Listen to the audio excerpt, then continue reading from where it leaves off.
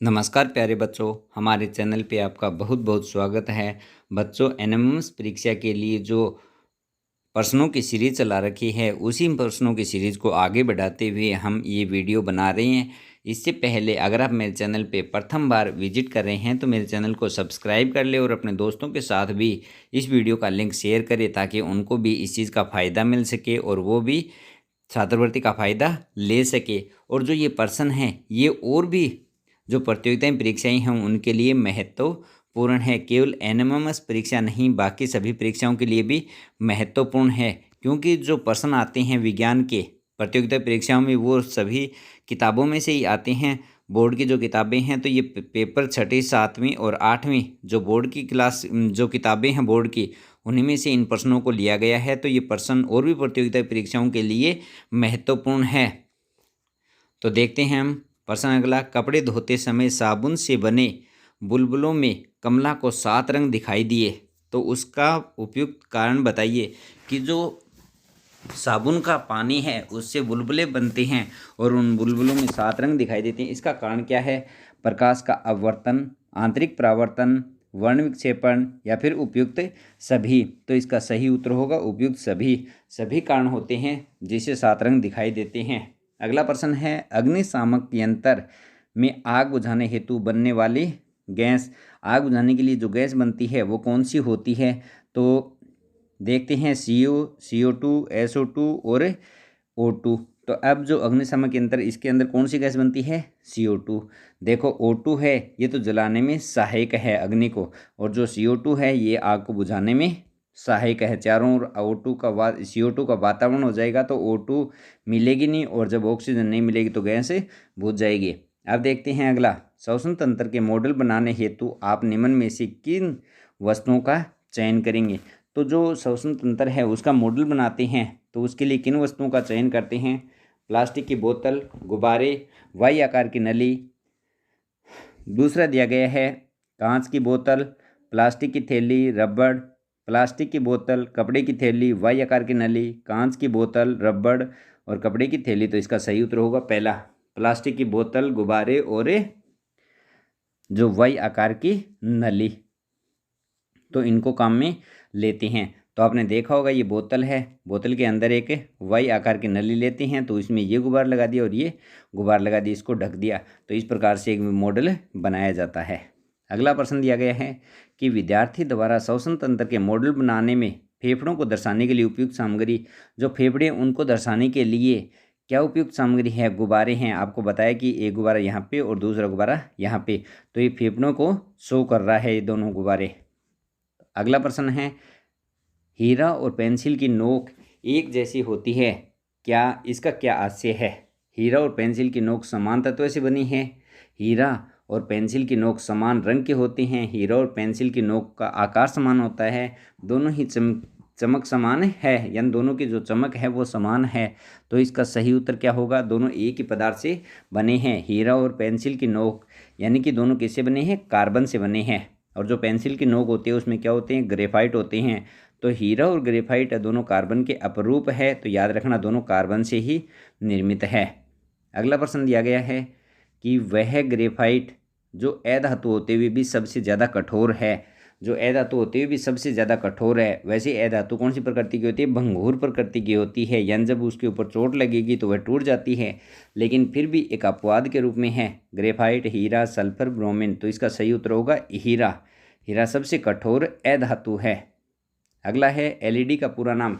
LED का पूरा नाम क्या है? Light emission diode, light emitting diode, light energy dioptre और लाइट एनर्जी डायोप्टर। तो इसका सही उत्तर होगा लाइट इमिशिएट डायोड, यानी कि विद्युत उत्सर्जन युक्ति। तो एलईडी का पूरा नाम क्या होगा? लाइट इमिटिंग डायोड, यानी कि विद्युत उत्सर्जन तंत्र या फिर युक्ति। अगला दिया गया है कि निम्न में से सिंचाई का वह साधन जिसे पानी का दुरुपयोग कम होता है।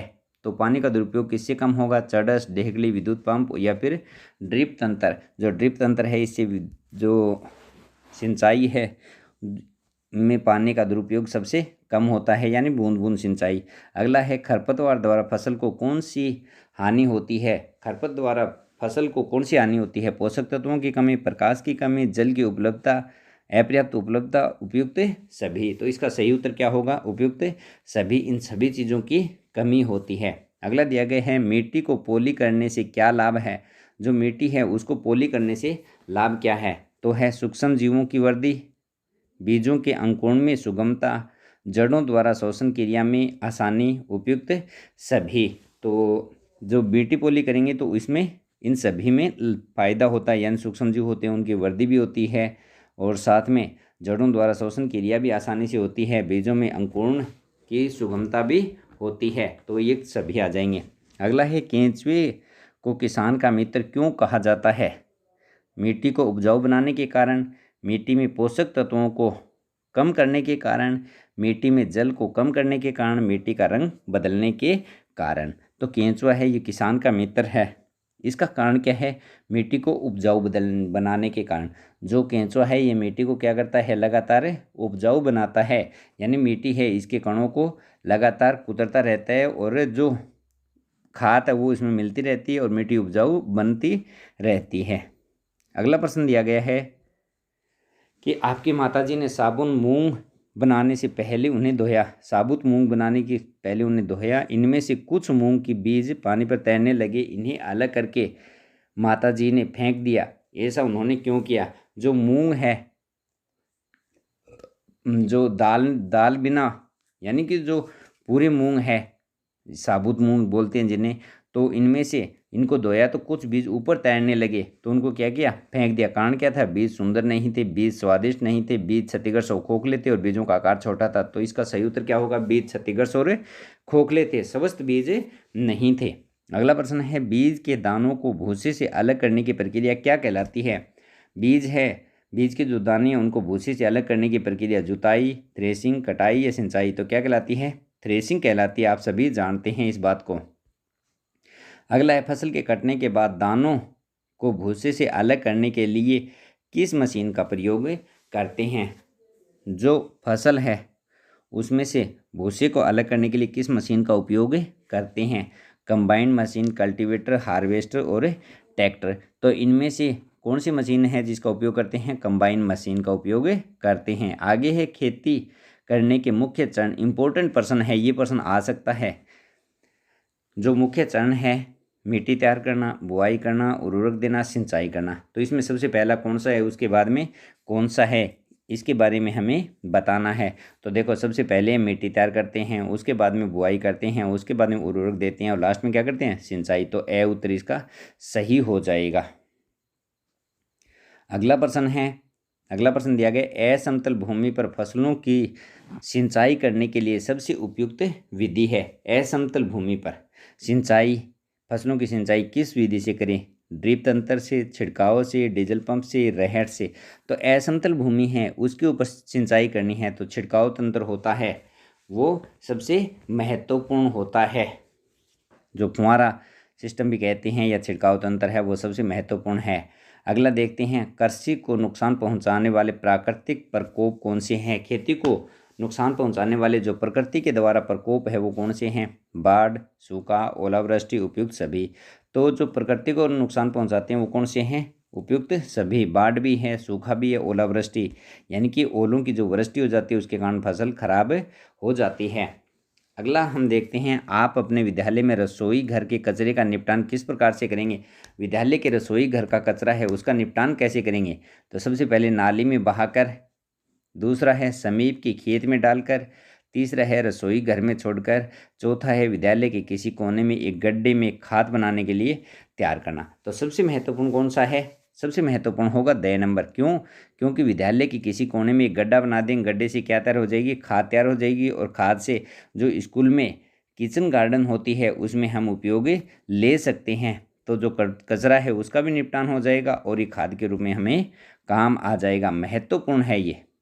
अगला है, वर्मी कंपोस्ट बनाने में कौन सा जीव सहायक है। वर्मी कंपोस्ट बनाने में, यानी जो वर्मी कंपोस्ट खाद है ये बनाने में केंचुआ, जोंक, मच्छर, कॉकरोच या तिलचट्टा भी कहते हैं। तो इसका सही उत्तर होगा केंचुआ। केंचुआ है ये किसके काम आता है? वर्मी कंपोस्ट बनाने के काम आता है।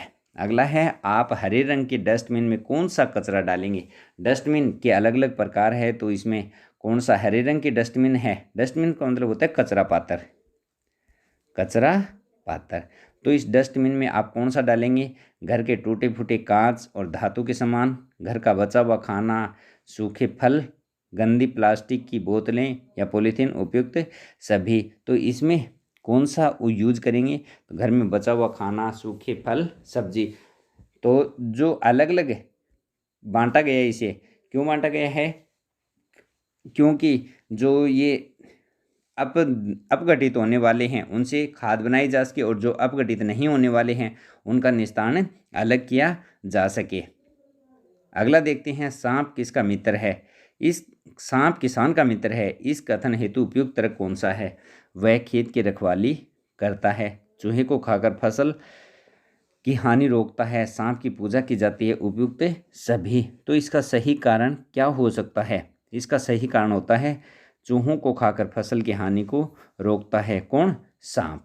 तो सांप को किसान का मित्र भी माना गया है, केंचुए को भी किसान का मित्र माना गया है। अगला है, बिजली की खपत को कम करने के लिए आप अपने घर में किसका उपयोग करेंगे? बिजली की खपत कम हो इसलिए किसका उपयोग करेंगे घर में? विद्युत बल्ब का, ट्यूबलाइट का, ए और ब दोनों का, एलईडी का। तो जो विद्युत की खपत सबसे कम हो इसके लिए हमें घर में उपयोग करना चाहिए एलईडी का। किसका? एलईडी लाइट का उपयोग हमें करना चाहिए। अगला है, प्राचीन काल से ही हमारी भारतीय संस्कृति में प्राणी मात्र के प्रति दया भाव रखते हुए इनके संरक्षण को प्रमुखता दी गई है। इस कथन की पुष्टि में सही तर्क बताइए। यानी कि भारतीय संस्कृति उसमें जो प्राणी हैं उसके प्रति दया भाव होता है, तो इसके संरक्षण को प्रमुखता दी गई है। तो इसमें कौन सा कथन है जो सही है? देखो, चींटियों को आटे की चूर्ण डालना, दूसरा है गाय और कुत्तों को रोटी खिलाना, तीसरा है पक्षियों को दाना डालना, और चौथा है उपयुक्त सभी। तो इसमें उपयुक्त सभी आ जाएगा। सभी काम हमारे समाज में किए जाते हैं। अगला है, स्वच्छता अभियान के अंतर्गत विद्यालय स्तर पर क्या प्रयास किए जाते हैं? जो स्वच्छता अभियान है इसके तहत विद्यालय स्तर पर प्रयास कौन से किए जाते हैं? स्वच्छता विषय पर पोस्टर प्रतियोगिता, गांव में रैली निकालकर जन चेतना, विद्यालय के कचरे का उचित निपटारा, उपयुक्त सभी। तो इसका सही उत्तर क्या होगा? उपयुक्त सभी होगा, कि हमें पोस्टर प्रतियोगिता भी कर सकते हैं, इसी प्रकार गांव में रैलियां निकालकर जन जागृति कर सकते हैं, और जो विद्यालय का कचरा है उसका भी उचित निपटारा कर सकते हैं। इसके लिए अलग अलग डस्टबिन का उपयोग करते हैं। अगला है, नियत चाल से गतिशील वस्तु का दूरी के साथ में ग्राफ। ये इंपॉर्टेंट है, यानी गतिशील वस्तु है उसमें दूरी और समय का, अब देखो ये दूरी, ये समय है और ये दूरी, इन दोनों का ग्राफ है। नियमित गति से, नियमित गति का मतलब होता है कि एक निश्चित गति से चल रहा है, तो इसमें कौन सा ग्राफ होगा? नियमित गति से चल रहे हैं तो ये सीधी रेखा प्राप्त होगी। क्या होगी? सीधी रेखा प्राप्त। दूरी और समय दोनों एक दूसरे की क्या होंगे? समानुपात। जितना समय बढ़ेगा उसी के अनुरूप दूरी बढ़ती जाएगी। तो ए उत्तर इसका सही हो जाएगा। अगला प्रश्न दिया गया है, कौन सा ग्राफ वस्तु की स्थिरता को दर्शाता है? वस्तु की स्थिरता को कौन सा ग्राफ दर्शाता है? स्थिरता का मतलब एक जगह स्थिर होना, तो इसके लिए जो 2 नंबर ग्राफ है ये दर्शाता है। तो ये समय है, ये दूरी है। अब क्या है? समय के हिसाब से समय बढ़ रहा है लेकिन दूरी नहीं बढ़ रही है। अगर ये ग्राफ ऊपर भी जाता तो दूरी बढ़ती है, लेकिन दूरी नहीं बढ़ रही है, तो जो स्थिरता है उसको दर्शाता है, लेकिन समय क्या हो रहा है? बढ़ रहा है। अगला प्रश्न दिया गया है, रमेश अपने मित्र को यह कहकर भ्रमित करता है कि वह जादू से पानी में आग लगा सकता है, पर उसका मित्र उसे इस जादू को नहीं मानता है क्योंकि उसे पता है। तो ये भी एक महत्वपूर्ण प्रश्न है, आपकी किताब में से ही है, कि जादू से पानी में आग लगा सकता है लेकिन उसका जो मित्र है यह नहीं मानता है। कारण क्या है उसका? क्या जानकारी है उसको? कि पानी में गंधक डालने से आग लगती है, पानी में सोडियम का टुकड़ा डालने पर आग लगती है, पानी में आग लगाना संभव नहीं है, पानी में जलती हुई माचिस की तीली डालने पर आग लगती है। तो इसका सही उत्तर क्या होगा? इसका सही उत्तर होगा, पानी में सोडियम डालते हैं तो आग लग जाती है। सोडियम धातु Na प्रतीक होता है और इसका परमाणु क्रमांक 11 होता है। जब इसको हम पानी में डालेंगे, पानी और वायु दोनों के साथ में अत्यधिक तेजी से यह गति करता है या क्रिया करता है। तो इस बात को ध्यान रखना है। अगला प्रश्न दिया गया है, पाचन तंत्र को सुदृढ़ बनाए रखने के लिए भोजन करने के पश्चात निम्न में से कौन सा योगासन उचित होता है। यानी कि जब भोजन करते हैं, भोजन करने के बाद में हमें कौन सा योगासन करना चाहिए। शवासन, वज्रासन, शीर्षासन या भुजंगासन। तो इसमें हमें कौन सा आसन करना चाहिए। तो वज्रासन है, ये आसन हमें करना चाहिए रोटी खाने के बाद, पाचन क्रिया सही रही। तो इम्पोर्टेंट है ये प्रश्न भी। अगला प्रश्न दिया गया है, सबसे अच्छा कोयला होता है जिसमें कार्बन की मात्रा ज़्यादा हो, जिसमें कार्बन की मात्रा कम हो, जिसमें कार्बन ही न हो, इनमें से कोई नहीं। तो सबसे अच्छा कोयला कौन सा होता है जिसमें कार्बन की मात्रा ज़्यादा हो। देखो कोयला एंथ्रासाइट भी कोयला होता है, लिग्नाइट कोयला होता है, बिटुमनी भी कोयला होता है और पीट कोयला होता है। तो इनमें सबसे अच्छा है एंथ्रासाइड और सबसे जो कमज़ोर है या सबसे कम ऊष्मा देता है वो पीट कोयला होता है। क्यों? क्योंकि एंथ्रासाइड है, इसमें सबसे ज़्यादा कार्बन की मात्रा होती है, 90% से भी ऊपर कार्बन की मात्रा होती है। अगला प्रश्न दिया गया है, अच्छे ईंधन के लक्षण है। अच्छे ईंधन के क्या लक्षण है। अधिक ऊष्मा देता है, अधिक धुआं देता है, कार्बन मोनोऑक्साइड देता है, कम ऊष्मा देता है। तो जो अच्छा ईंधन होगा वह अधिक ऊष्मा देगा, अधिक ऊष्मा देता है वहीं अच्छा ईंधन कहलाता है। अगला है, पेट्रोलियम के प्रभाजी आसवन से प्राप्त होता है। तो स्नेहक तेल, डामर, केरोसिन उपयुक्त सभी जो पेट्रोलियम पदार्थ है इसमें जब प्रभाजी आसवन करते हैं तो हमें प्राप्त होते हैं ये सभी। जब प्रभाजी आसवन करते हैं तो ये सभी पदार्थ स्नेहक तेल भी, डामर भी और केरोसिन भी प्राप्त होते हैं। अगला प्रश्न दिया गया है कि सोनू के प्लास्टिक की बोतल में अधिक गर्म पानी भर देने से प्लास्टिक की बोतल चिपक गई, क्यों कि।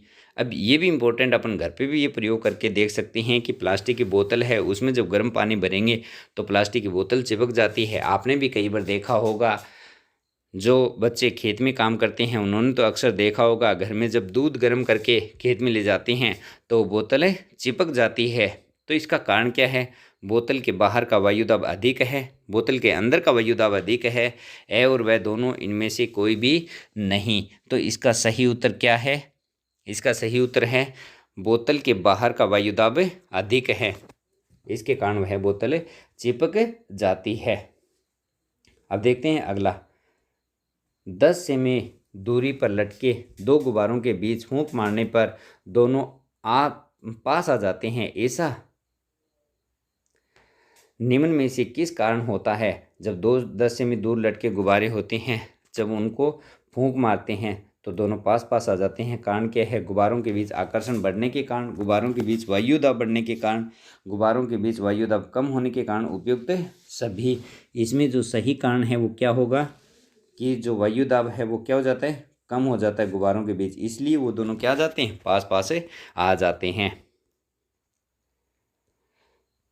आगे प्रश्न है, तेज हवाएं चलने पर कच्चे घरों में पतरे उड़ जाती हैं, इसका कारण क्या होता है कि जो कच्चे घर होते हैं उनमें जो मकान होते हैं, मकानों के पतरे लगाए रहती हैं, जब तेज़ हवाएं चलती है तो वो पतरे उड़ जाते हैं।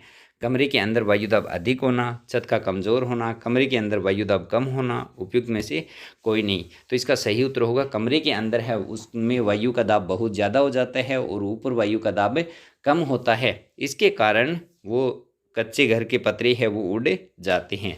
तो इसलिए उत्तर इसका सही होगा, कमरे के अंदर वायुदाब अधिक होना। अगला है, किस उपग्रह को संचार उपग्रह के नाम से भी जाना जाता है। किस उपग्रह को संचार उपग्रह के नाम से भी जाना जाता है। ध्रुवीय उपग्रह, भूस्तर उपग्रह, प्राकृतिक उपग्रह या फिर उपयुक्त में से सभी होंगे। तो इसका सही उत्तर क्या होगा। इसका सही उत्तर होगा भूस्थिर उपग्रह। भूस्थिर उपग्रह कौन से होते हैं, जो पृथ्वी के साथ में चक्कर काटते हैं, वो कौन से कहलाते हैं, भूस्थिर उपग्रह कहलाते हैं। अगला देखते हैं, किसी रॉकेट को पृथ्वी से 11.2 किलोमीटर प्रति सेकंड से कम वेग पर ऊपर की ओर प्रेक्षित किया जाता है तो रॉकेट किस दिशा में जाएगा। पृथ्वी की कक्षा में चक्कर लगाएगा, अंतरिक्ष में चला जाएगा, पुनः पृथ्वी पर लौट जाएगा या कुछ भी कहा नहीं जा सकता। तो इसके लिए पृथ्वी पर पुनः लौट जाएगा। तो जो पलायन वेग है यानी कि अंतरिक्ष से या पृथ्वी से बाहर करने किसी वस्तु को पार, तो जो पलायन वेग है उसका मान कितना होना चाहिए? 11.2 किलोमीटर प्रति सेकंड से ज़्यादा होना चाहिए, इससे कम मान नहीं होना चाहिए। ये इंपॉर्टेंट है, इसको याद रखना आप अच्छी तरह से। 11.2 किलोमीटर प्रति सेकंड पलायन वेग का मान है। अगर आपके मन में है किसी वस्तु को बाहर फेंकने की, तो आपको इतना वेग तो देना ही पड़ेगा कम से कम, इससे ज़्यादा इससे कम नहीं चलेगा। भारतीय अंतरिक्ष कार्यक्रम को प्रारंभ करने का श्रेय निम्न में से किस वैज्ञानिक को जाता है? विक्रम अम्बालाल साराभाई को, एपीजे अब्दुल कलाम को, कल्पना चावला को या फिर राकेश शर्मा को? तो अंतरिक्ष का जो भारतीय अंतरिक्ष कार्यक्रम इसको शुरू करने का जो श्रेय है वो किसका जाता है? विक्रम अम्बालाल साराभाई को। किसको जाता है? विक्रम अम्बालाल साराभाई को इसका श्रेय जाता है। अगला प्रश्न दिया गया है, पृथ्वी पर अपनी धुरी पर एक चक्कर लगाने में 24 घंटे का समय लगता है। कितने घंटे का? 24 घंटे का समय लगता है एक चक्कर लगाने को।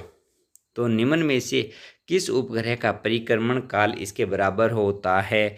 यानी आपको पता है कि पृथ्वी अपनी धुरी पर घूमती है, तो एक चक्कर लगाने में उसे कितना समय लगता है? 24 घंटे लगते हैं। तो 24 घंटे लगेंगे, तो इसके साथ में जो उपग्रह है वो कौन सा होगा? ध्रुवीय उपग्रह या फिर भूस्थिर उपग्रह, दोनों इनमें से कोई नहीं। तो इसका सही उत्तर होगा भूस्थिर उपग्रह। ये भी पृथ्वी के साथ में चक्कर लगाता है, इतना ही परिक्रमण काल है, इसके कारण हमें यह भूस्थिर यानी कि भूमि पर स्थिर दिखाई देता है। और मैंने आपको पहले भी एक प्रश्न बताया था कि जो दिन और रात है वो किसके कारण बनते हैं? पृथ्वी के घूर्णन गति के कारण दिन और रात बनते हैं।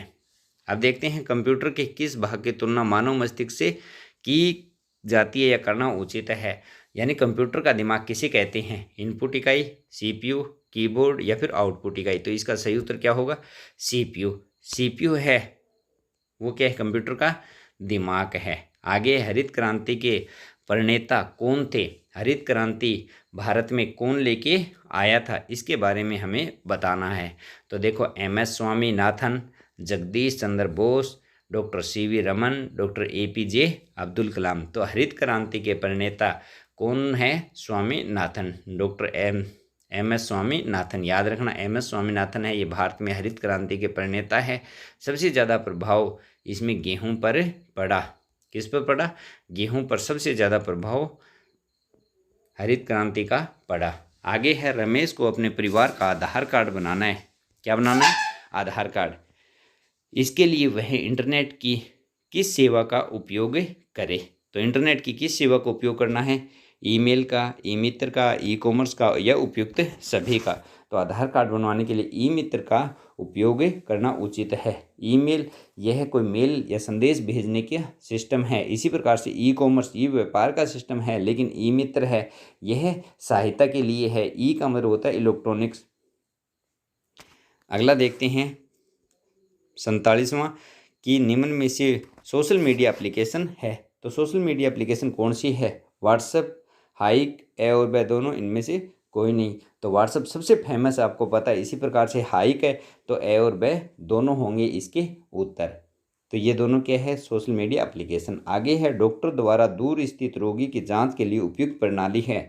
डॉक्टर है वो दूर बैठा है और कोई रोगी भी दूर है, तो उसकी अगर जांच करनी है तो उसके लिए टेलीमेडिसिन, एक्सरे, ब्रॉडबैंड या उपयुक्त सभी। तो इसके लिए कौन सा उपयुक्त होगा जांच के लिए? तो ये बताना है अपने को। तो इसका सही उत्तर होगा टेलीमेडिसिन होता है, इसके कारण डॉक्टर जांच कर सकता है दूर बैठे अपने मरीज की भी। अगला प्रश्न दिया गया है, शीतल ने ठंडी हवा खाने के लिए पंखा चलाया। उपयुक्त प्रक्रिया में विद्युत ऊर्जा का रूपांतरण किस ऊर्जा में हो रहा है?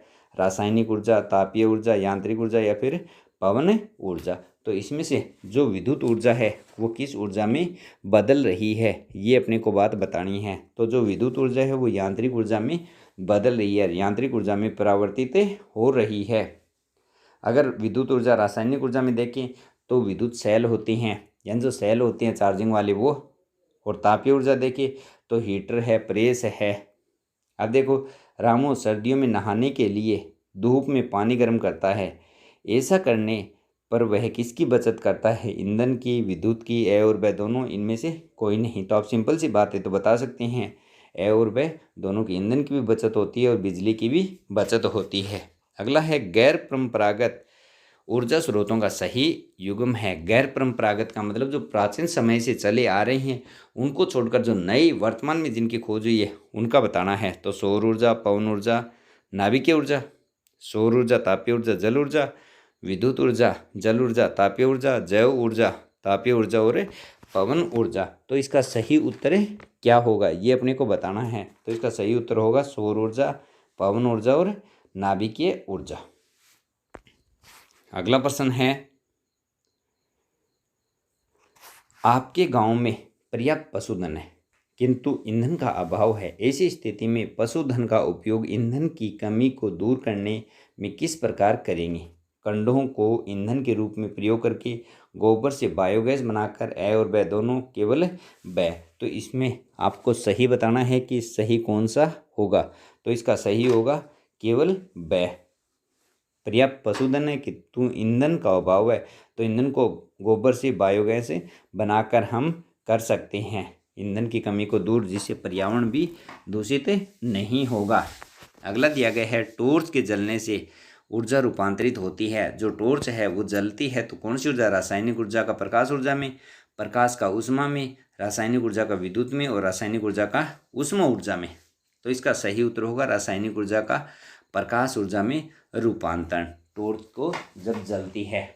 तो इसका सही उत्तर कौन सा होगा? रासायनिक ऊर्जा किसमें बदलेगी? प्रकाश ऊर्जा में। और जब चार्जिंग होती है तो विद्युत ऊर्जा रासायनिक ऊर्जा में बदलती है। अगला प्रश्न दिया गया है, बांध का पानी, फिर बहता पानी, फिर विद्युत जनरेटर, फिर बल्ब, विद्युत बल्ब। उपयुक्त रेखा चित्र में ऊर्जा रूपांतरण दर्शाया गया है। इनमें कोड संख्या 1, 2, 3, 4 के स्थान पर निम्न में से कौन सा ऊर्जा का रूपांतरण आएगा? जब बांध का पानी है ये बहेगा और बहने के बाद में विद्युत जनरेटर है और उसके बाद में विद्युत बल्ब जलेगा। तो स्थितिज ऊर्जा, फिर गतिज ऊर्जा, फिर विद्युत ऊर्जा, फिर प्रकाश ऊर्जा। उसके बाद में दूसरा दिया गया है गतिज ऊर्जा, स्थितिज ऊर्जा, विद्युत ऊर्जा और ऊष्मा ऊर्जा। तो आपको बताना है 1 नंबर पे कौन सा है, 2 पे कौन सा है, 3 पे कौन सा और 4 पे कौन सा है। इन बातों को हमें बताना है कि ये ऊर्जाएं कौन कौन सी है। तो आप देख सकते हैं पानी, जो बांध का पानी है वो स्थिर है। स्थिर है तो कौन सी ऊर्जा है? स्थितिज ऊर्जा। और जब पानी बह रहा है तो कौन सी ऊर्जा होगी? गतिज ऊर्जा। और जब विद्युत जनरेटर है इससे कौन सी ऊर्जा मिल रही है? विद्युत ऊर्जा मिल रही है। और 4 नंबर पे विद्युत बल्ब है तो इससे कौन सी ऊर्जा मिल रही है? प्रकाश ऊर्जा। तो याद रखना कि जो स्थिर ऊर्जा है, पानी का स्थिर पानी का बांध है वो स्थिर है तो स्थिर ऊर्जा है यहाँ पे। और जब गति कर रहा है तो गतिशील ऊर्जा है। जब विद्युत ऊर्जा कब होगी? जब विद्युत जनरेटर से प्राप्त होगी। और लास्ट टाइम प्रकाश ऊर्जा, जब बल्ब जलेगा तो कौन सी ऊर्जा होगी? प्रकाश ऊर्जा। तो इसका सही उत्तर कौन सा होगा? ए इसका सही उत्तर होगा। तो ए इसका सही उत्तर होगा, याद रखना। तो बच्चों ये कुछ क्वेश्चन थे और बाकी जो 50 क्वेश्चन और बचे हैं विज्ञान के, उसके बाद में आपका विज्ञान का लगभग कवर हो जाएगा। और भी बचेंगे टॉपिक तो मैं आपके लिए और भी इसके विज्ञान से संबंधित वीडियो लेके आऊँगा। कम से कम 200 प्रश्न है ये 200 प्रश्न की वीडियो की सीरीज़ है। इसको आप अच्छी तरह से कवर कर लेना और अपने दोस्तों के साथ में भी इस वीडियो को लगातार शेयर करते रहना। और भी जो प्रतियोगिता परीक्षाओं की तैयारी कर रहे हैं दोस्त, तो अगर वो देख रहे हैं तो मेरे चैनल को सब्सक्राइब कर लें। आपके लिए भी बहुत उपयोगी सामग्री है, क्योंकि जो परीक्षाएं होती हैं उनमें जो प्रश्न आते हैं वो सभी प्रश्न इन्हीं किताबों में से पूछे जाते हैं। धन्यवाद।